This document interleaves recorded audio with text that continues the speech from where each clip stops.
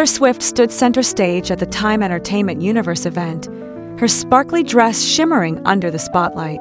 The air was electric with anticipation. Thousands of fans, hearts pounding, held their collective breath. Everyone expected a performance, maybe an announcement, but nobody could have predicted what happened next. Taylor took a deep breath, her hands trembling ever so slightly as she grabbed the microphone. The crowd hushed at her gesture, sensing something more personal than any song or award speech. She leaned in and began to talk. Not about her music, not about her career, but about someone who had changed her life, Travis Kelce. At that moment, Travis Kelce was more than a superstar athlete or her boyfriend. He was her anchor, her safe harbor in the storm of fame that never seemed to let up. The crowd erupted at the mention of his name, but Taylor raised her hand for calm, her eyes shining with something raw and real. She wanted them to understand the truth behind their love story. She spoke of their first meeting, which wasn't at a glitzy Hollywood party or a secret celebrity gathering. It was at one of Travis's Kansas City Chiefs games. Taylor had sat nervously in a private box, heart racing, wondering if she belonged in his world of roaring crowds and touchdown glory. Travis had been trying to get her attention for months, she confessed, even talking about her on his podcast and joking about wanting to give her a friendship bracelet with his phone number on it. The gesture was so charming, so innocent, that it melted her heart before they even met face to face. After the game, when they finally spoke, Taylor realized she'd found someone who saw past the headlines and tabloids. Travis looked at her, not the global superstar with shelves of awards and sold-out stadiums, but just Taylor. He made dad jokes that weren't even funny, but she laughed because his joy was infectious. Their first real date was quiet and intimate, a small restaurant in Kansas City, the owner promising privacy. They talked for hours about everything except music and football.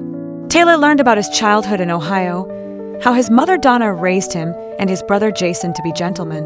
Travis discovered that Taylor loved cooking but was terrible at it, and that she collected snow globes from every city she visited. Sooner or later, the paparazzi found them, as they always do.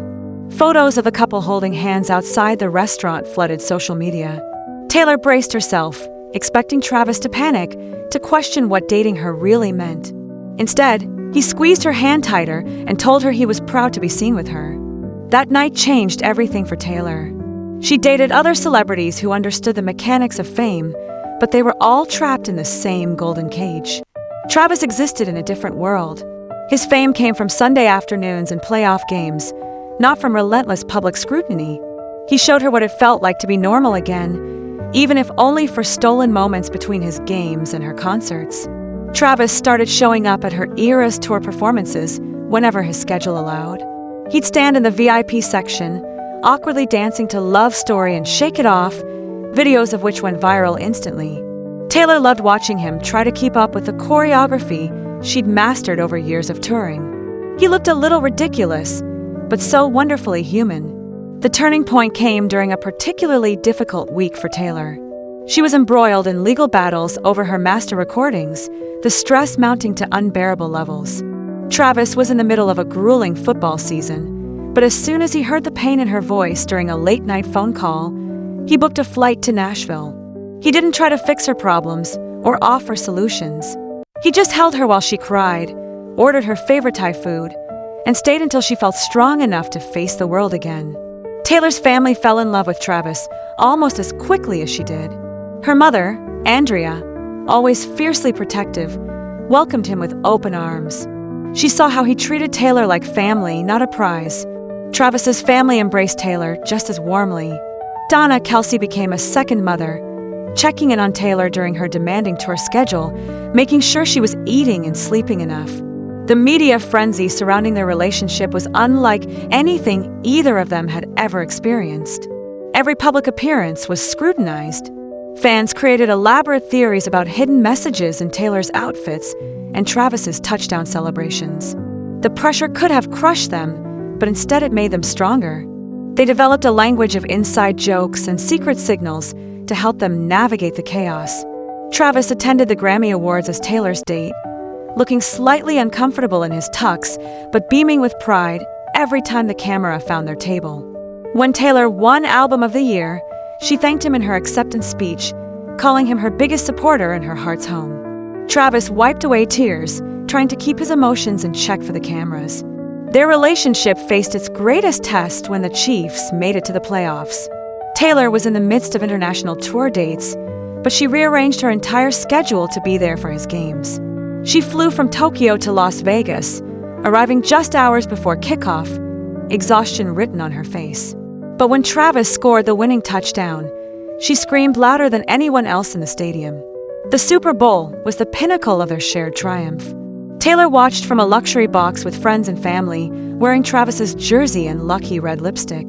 When the Chiefs clinched victory, she ran down to the field in her heels, not caring about protocol or security. Travis swept her up and spun her around as confetti rained down. The kiss they shared was captured by 100 cameras, but in that moment, they were the only two people on Earth. Back on the Time Entertainment Universe stage, Taylor's voice grew stronger as she spoke of Travis's impact on her music. He had inspired an entire album's worth of love songs, songs that were different from anything she'd written before. These weren't about heartbreak or revenge, but about finding home in another person, about love that felt safe and permanent and real. She explained how Travis supported her re-recording project, sitting through late-night studio sessions, bringing her coffee, and cheering her on when the work seemed overwhelming. He celebrated each re-recorded album as if it were his own victory, because her fight was their fight too. The audience was spellbound as Taylor described their quiet moments together. Sunday mornings making breakfast and reading the newspaper like an old married couple. Road trips between cities, singing off-key duets to songs on the radio. Late-night conversations about dreams and fears and the strange lives they built in the public eye.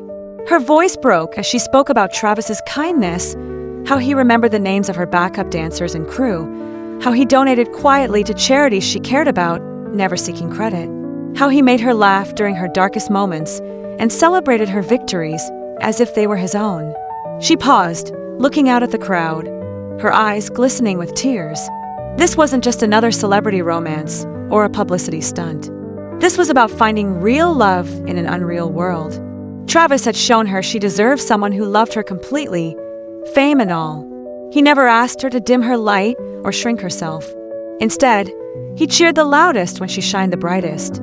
As Taylor finished her tribute, the crowd rose in thunderous applause.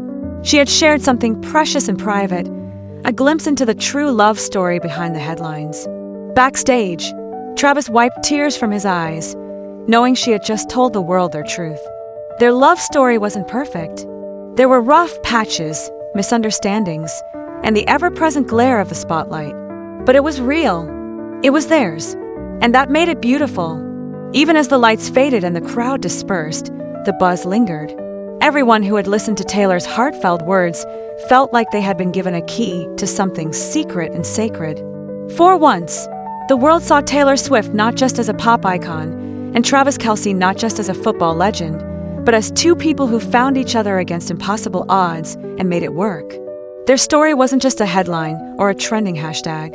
It was a reminder that even in a world obsessed with fame, the most important victories happen off stage, when someone finally sees you for who you really are and loves you all the more because of it. And for Taylor and Travis, that was the greatest triumph of all.